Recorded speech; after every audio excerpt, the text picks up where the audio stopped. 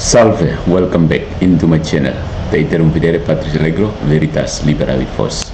Kali ini kita abaikan dulu, pinggirkan dulu Protestantisme yang adalah salah satu bentuk filsafat, dan kita bicara dulu tentang filsafat. Ramai sekarang di media massa soal kegunaan filsafat, dan sebelum perdebatan media sosial ini meruak, dalam konten-konten saya selalu ada tanggapan bahwa kamu cuma filsafat doang, nggak berguna sama sekali.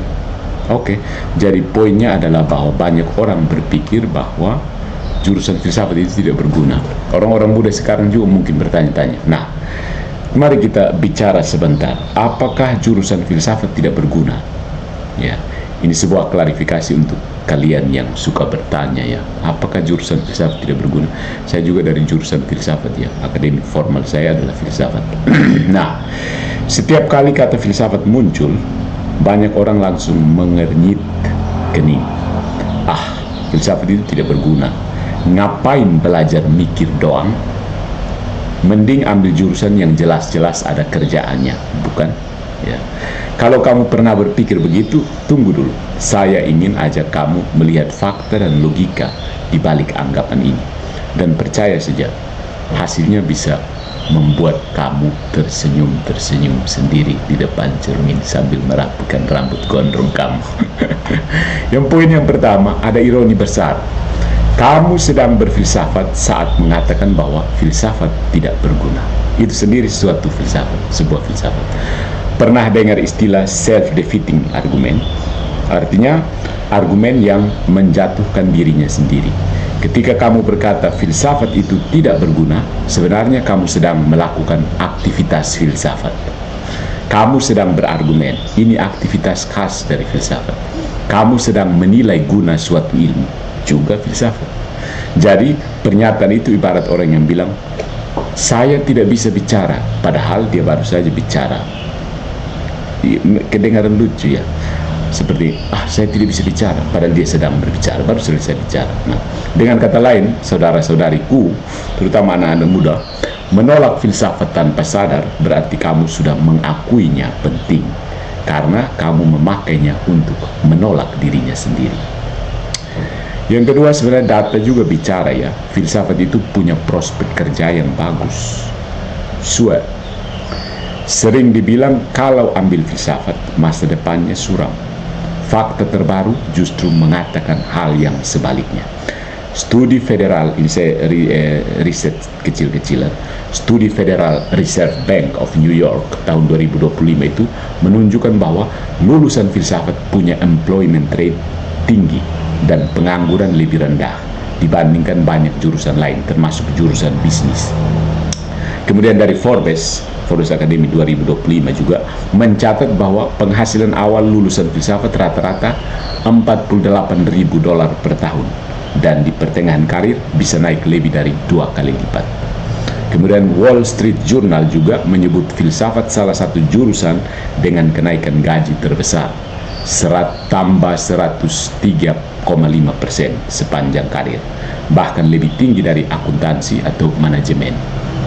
Jadi kalau ada yang bilang filsafat bikin kamu nganggur, tanyakan balik, data kamu dari mana, ya. Nah, poin yang ketiga, apa saja yang dipelajari lulusan filsafat kok bisa laku seperti data tadi.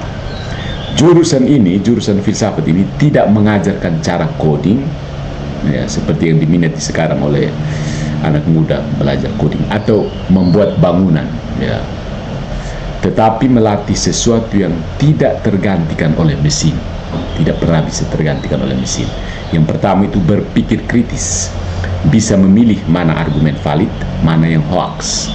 Yang kedua, bisa menulis dengan jelas, clear, penting sekali di era komunikasi digital ini. Dan yang ketiga, problem solving konseptual, skill yang dicari di bidang hukum, teknologi, konsultasi, bahkan etika kecerdasan buatan atau AI ethics. Ya, Google sendiri mengakui bahwa humanities skills termasuk filsafat sangat berharga untuk pengembangan AI. Ya. Humanity skills. keterampilan humanities, keterampilan kemanusiaan itu sangat berharga untuk pengembangan kecerdasan buatan. Banyak pakar AI yang dulunya belajar filsafat. Kenapa? Karena AI butuh etika, logika, dan bahasa. Semuanya wilayah filsafat. Ya. Yang berikutnya, filsafat dan kehidupan nyata lebih dekat sebenarnya daripada yang kamu kira. Kamu mungkin tidak sadar ya, tapi hampir setiap debat di media sosial, mana yang benar, ya soal mana yang benar, siapa yang adil, atau apa itu bukti, dalil, itu sebenarnya adalah isu filsafat. Ya. Contohnya ada etika AI. Siapa yang bertanggung jawab kalau mobil autopilot menabrak orang lain? Siapa? Kemudian soal hak privasi digital. Apakah data pribadi kita boleh dijual? Yang berikutnya soal isu lingkungan. Apakah kita punya kewajiban moral menjaga alam ini? Semua ini tidak bisa dijawab dengan rumus matematika saja. Kita butuh filsafat untuk memberikan kerangka berpikir etis dan logis. Ya. Jadi saudara-saudariku, jangan meremehkan jurusan filsafat. Mari kita rangkum. Menolak filsafat berarti kamu sedang mempraktikannya. Filsafat itu memberikan skill yang dibutuhkan di hampir semua profesi modern. Kemudian yang berikut, data gaji dan peluang kerja aman, bahkan cenderung bagus. Ya.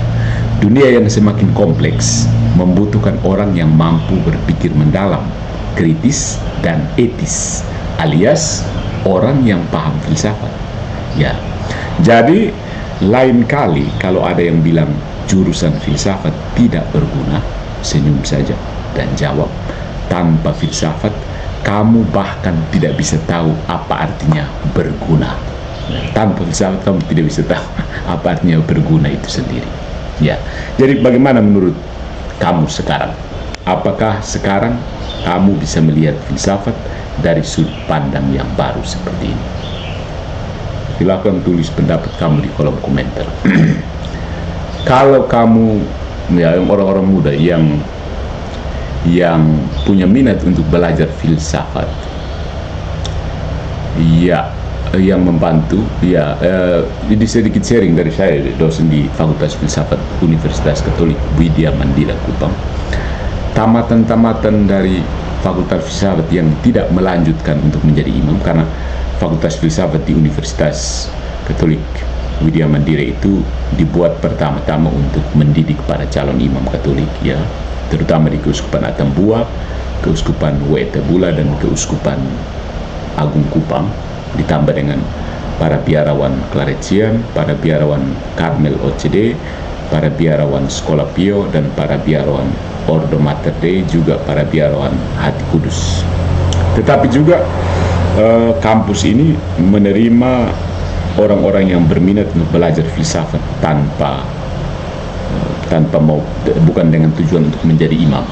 Ya, beberapa tamatan ini biasanya diserap menjadi wartawan, politikus, guru, dosen, dan ada satu yang menarik, dia menjadi semacam apa ya, HRD, Human Resource Development, di sebuah perusahaan farmasi.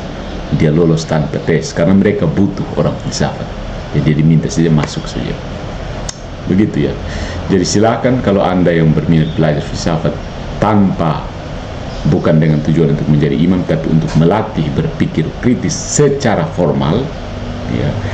Karena ya, jurusan-jurusan kita semakin meminggirkan filsafat. Saya lihat misalnya jurusan pendidikan, misalnya masih memasukkan filsafat pendidikan, tapi isinya inti RPS-nya, rencana RPS kan, ya, itu silabusnya kurang memasukkan filsafat itu sendiri, tapi lebih ke pendidikannya, pedagoginya, atau soal filsafat politik misalnya yang digabungkan ke dalam Fakultas Ilmu Sosial dan Ilmu Politik, lebih banyak ke pemikiran politiknya, ideologi politiknya daripada filsafat politik itu sendiri. So, Anda yang tertarik untuk belajar filsafat, silakan. Di Kupang ada satu-satunya jurusan filsafat seluruh Pulau Timur. Oh, di Pulau Timur, kalau Timur ada Timur Barat. Di Flores ada IFTK, Institut Filsafat dan Teknologi Kreatif, Ledalero. Di Timur ada Fakultas Filsafat Universitas Katolik Widya Mandira Kupang. Saya menunggu kamu yang mau belajar untuk berpikir kritis agar tidak gampang termakan hoax.